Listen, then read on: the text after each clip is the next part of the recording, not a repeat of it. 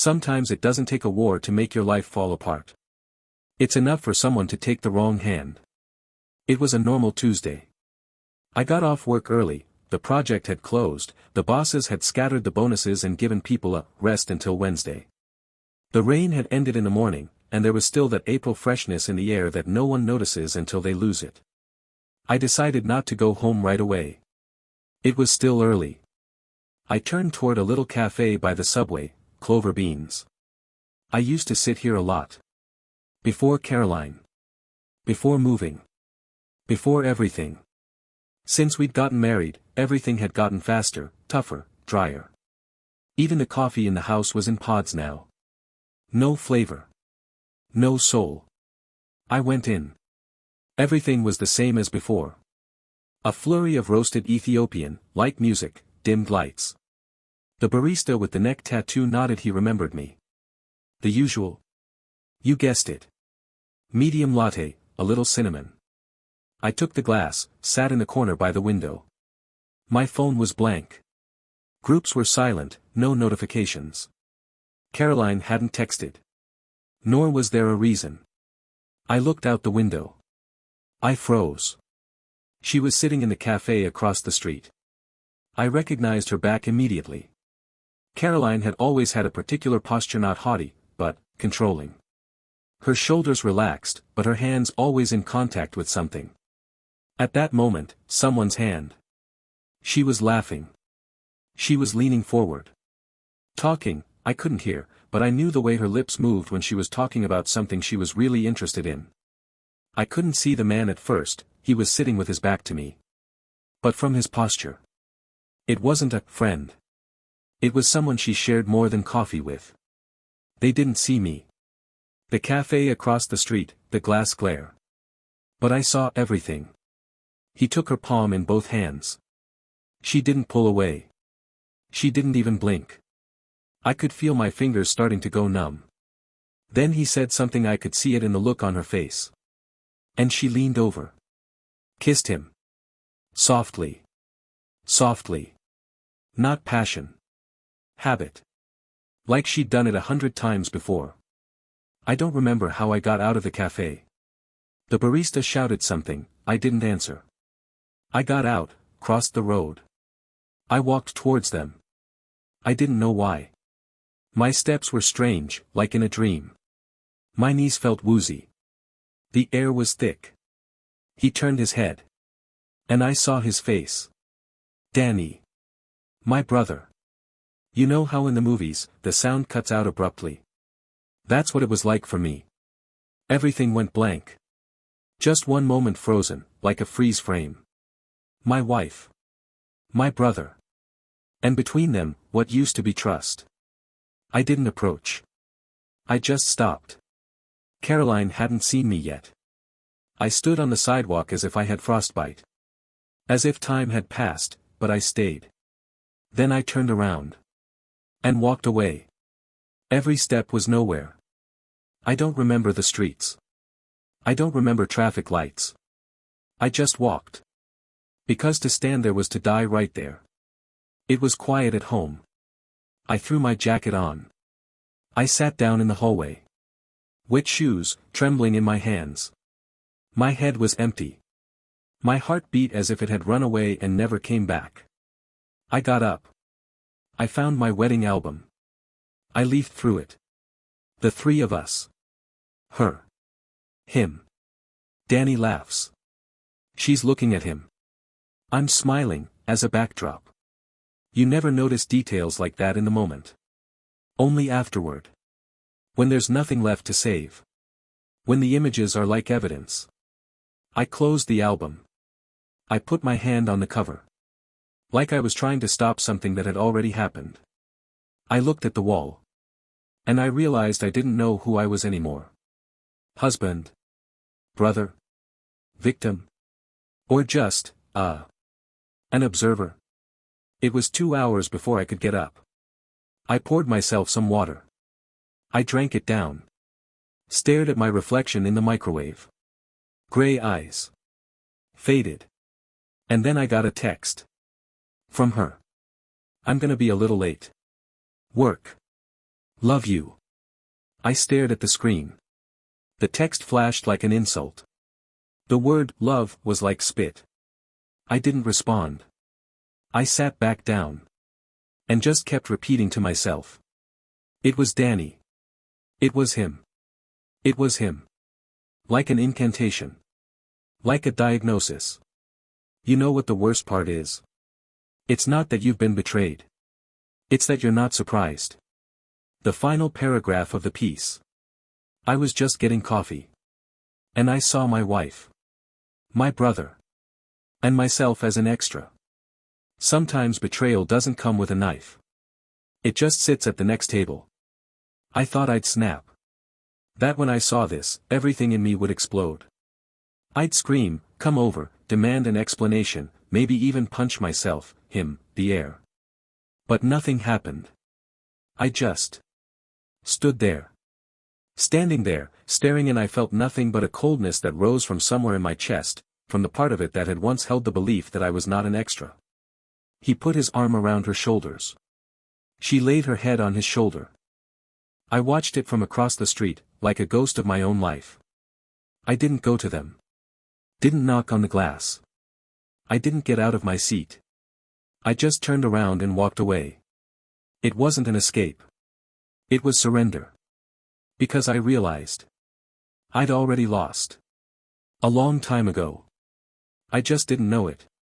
As I walked home, my body moved, but inside everything froze. My feet didn't feel the asphalt. My fingers didn't feel the cold. I was empty, like a box that had been emptied of everything, my voice, my feelings, my past. Along the way, I remembered. Little details. The ones that now lined up in a slender, terrifying chain. I remembered how, in the early months of our relationship, Caroline had seen a picture of Danny. He's so, charismatic, isn't he? She asked. I laughed then. Yes, he loves the attention.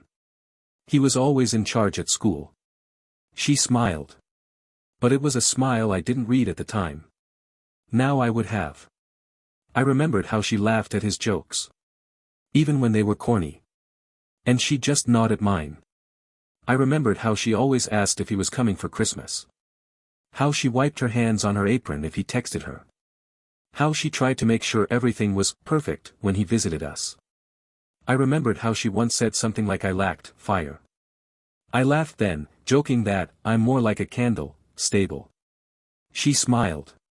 But I think even then, she knew she was looking for a flame. When I got to the apartment, the sun was almost down. I walked in, and everything inside was the same. The light, the shadows, her coat on the coat rack. Even her slippers by the radiator. As if they were waiting. And only I was different. I sat down on the floor in the hallway. I looked at her shoes. I remembered, one had a broken heel, but she still wore her favorite. I felt my throat constrict. The pain was somewhere deep, but it couldn't get out. I got up, walked to the kitchen. Opened the refrigerator. Closed it. Found a bottle of water. I sat down at the table. Then I opened the album. It was a wedding album. A gift from my parents. He flipped through it slowly, as if he expected that on some page everything would change. That there would be another woman. Another brother. That this wasn't my life. In the picture of the vows, I'm standing with a microphone, reading the text I've been writing all night. In the corner is Danny. He's not looking at me. He's looking at her. I didn't notice anything at the time. I was happy. But I guess I was always a little afraid. Sometimes when I went to bed, I'd ask myself, what if she's missing something? And then I'd chase those thoughts away. Because if you love, you believe. Now I realize she wasn't lying. She was just looking away. From the beginning. I spent the evening in silence. The sound of the refrigerator, the street outside the window, the rustle of the heating, everything seemed louder than I was. I was invisible in my own home. Invisible in her eyes. Maybe I always had been. Near 9 o'clock, the key in the door jingled. I knew right away what I couldn't do. I couldn't make a scene. You can't face her with fists, with rage. I sat down. Calmly. Almost cold. She came in. Took off her jacket. She smiled. Hi. Hi, I said. She went into the kitchen. The sound of water, glass, dishes. I asked. Have you seen Danny?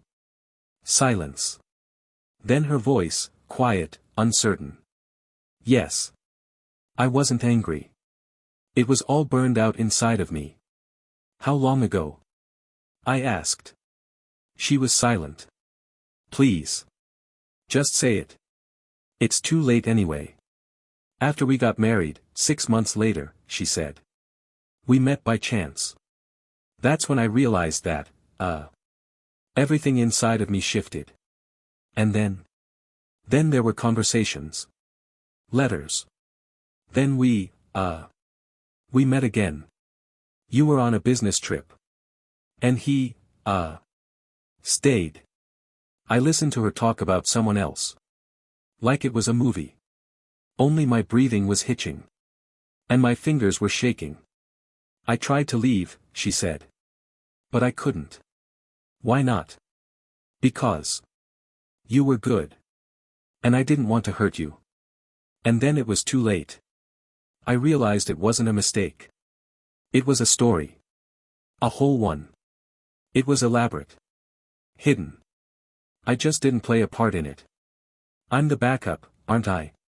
She looked away. She didn't answer. I'm up. I'm leaving. Michael, wait. Don't. No explanations. She didn't follow me. She just stood there. It was chilly outside. I walked and thought, if I disappeared now, who would notice? I slept in my car. In the back seat. With the smell of coffee and old leather. I didn't sleep. I stared at the ceiling.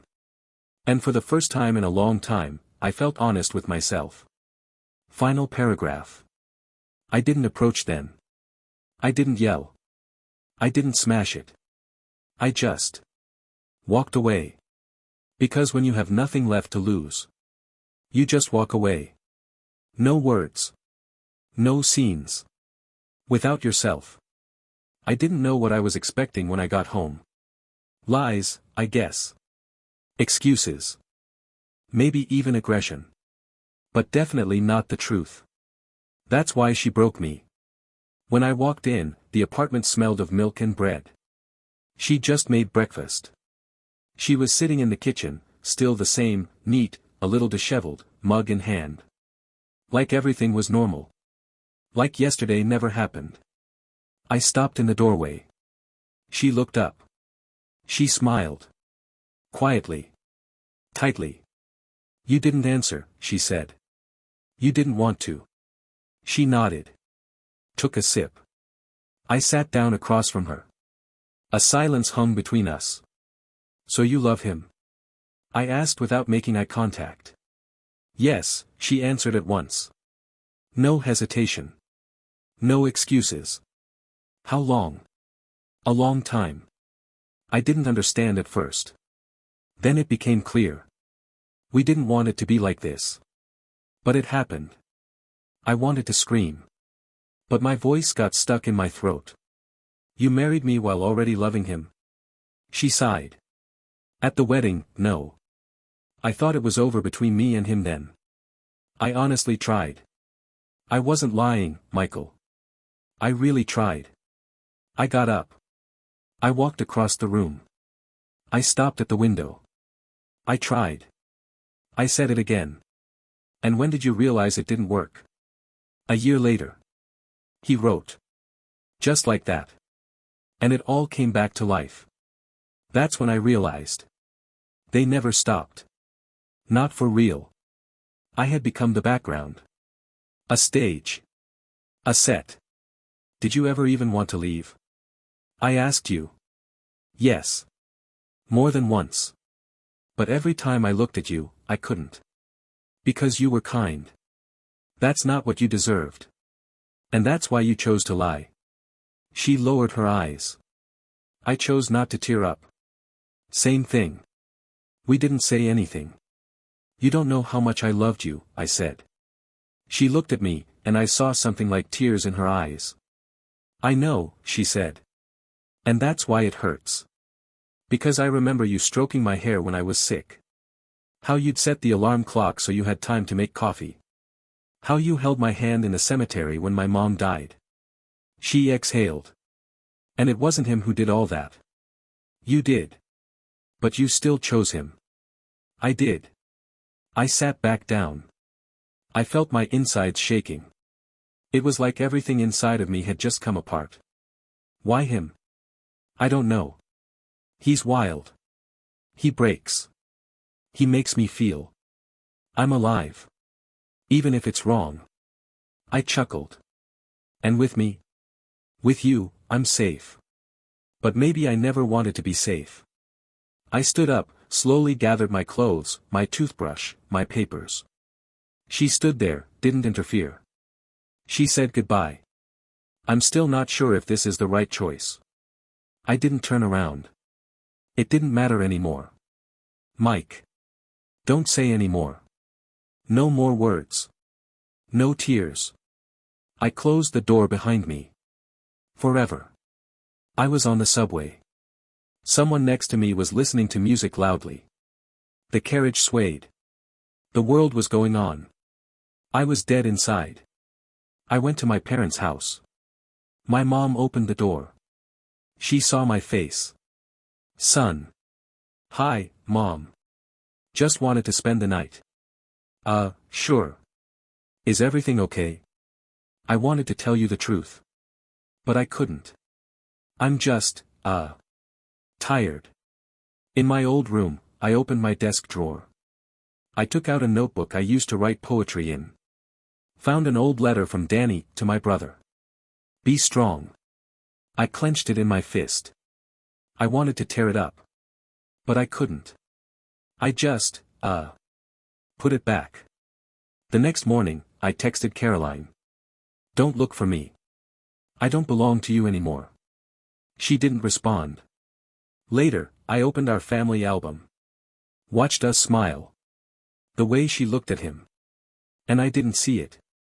I was blind. Deaf. And too kind. The end of this part. I asked to believe the worst.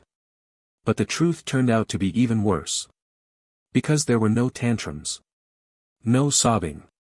No attempts at rescue. Just a calm confession. As if she'd chosen coffee over me. And now all that's left are the ashes. And me. A stranger to the people I called family. When I was a kid, I didn't just love my brother, I admired him. He was everything I wanted to be. He always knew how to behave at school. He was the first one to kiss a girl. He won the district swimming competition. And me? I was just Danny's brother. And you know what hurt? I wasn't even jealous. I cheered when he won. I cried when he got fired from his first job. I sewed his gift when he went to school in another city. I believed there must be more than blood between brothers. There should be faith. Trust. A knot that can't be untied. And then he slept with my wife. When I called, he wasn't surprised. Hey, brother, he said, as if nothing had happened. I sighed. We need to meet. Where? Where we used to ride our bikes. Remember that parking lot behind the old garage? He was quiet for a second. I do. 5 o'clock. I'll be there. I got there early. The weather was overcast and the sky was heavy. I stood by the very tree where we used to nail our shoeboxes and throw our secret letters. One of the letters I remembered by heart. If we're ever separated, I'll find you first. Now that leaf sounded like a taunt. Danny arrived at 5:08. As always, a little late. As always, confident. He got out of the car, straightened his jacket, looked at me. You don't look good, he said. And you, like a man who has no remorse. He grinned. Unfunny, but unapologetic. Because I guess I'm unrepentant. I took a step closer. He remained standing. You knew she was my wife. I did. And you didn't care. Still. How long has it been? Almost 2 years. First by accident. Then more by accident. We both knew where it was going. We couldn't stop. You didn't try, did you? I did. But not the way you wanted me to. I'm not the hero in this story. But I'm not a monster either. What are you, then? A man who fell in love.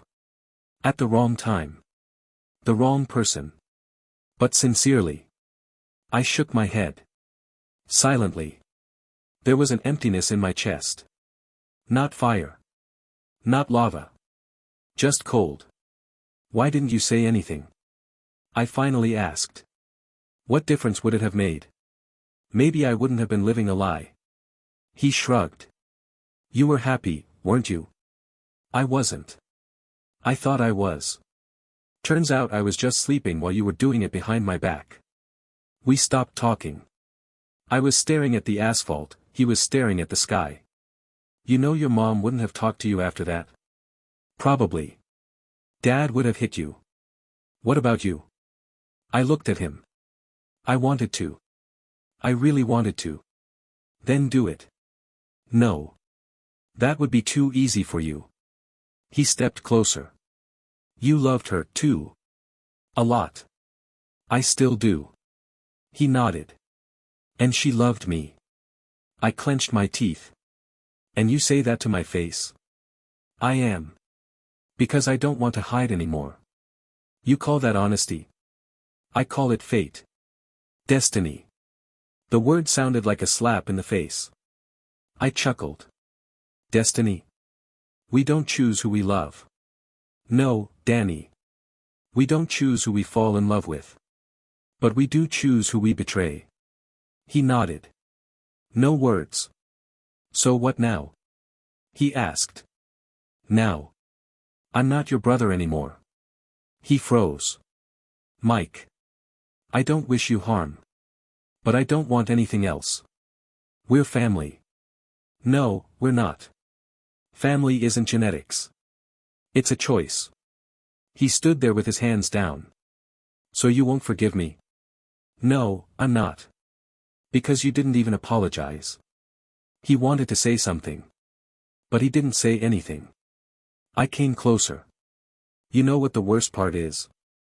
I won't miss you. Because now I know that everything that happened between us was just me. That's not true, he said. I really loved you. Always. You don't betray the one you love. Sometimes you do. Then it's not love. It's selfishness. I turned around.